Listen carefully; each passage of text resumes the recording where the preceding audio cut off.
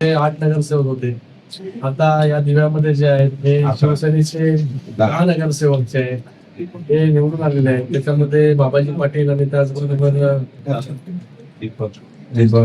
काय तुमची झाली अर्चना ताई यांचं ऍडिशन जे आहे ते झालेलं आहे. दिवेकरांनी नेहमीच शिवसेनेवर विश्वास दाखवलेला आहे. त्याचप्रमाणे शिवसेनेने देखील माननीय उपमुख्यमंत्री मुख्य नेते एकनाथ शिंदे साहेबांच्या नेतृत्वाखाली बरीच मोठ्या प्रमाणात विकास कार्य जे आहे दिव्यामध्ये गेल्या अनेक वर्ष आम्ही सगळे लोक करतोय.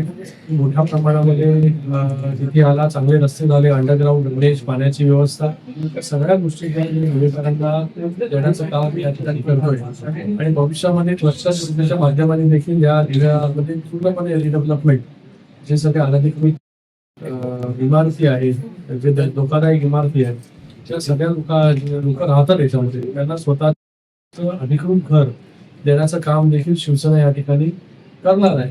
आणि या निमित्ताने आज दोन्ही कार्यालयाचं उद्घाटन या ठिकाणी झाले, लोकार्पण झालेलं आहे. मी अपेक्षा करतो की या नगरसेवकांकडून चांगलं काम जे आहे लोकांसाठी होईल. कारण की एकदा कार्यालय ओपन झालं की ते सतत 12 महिने सुरू असतं शिवसेनेचं कार्यालय, त्याच्या माध्यमाने काम चालू असतं. दोघांनाही खूप खूप इथे शुभेच्छा देतो. आदेश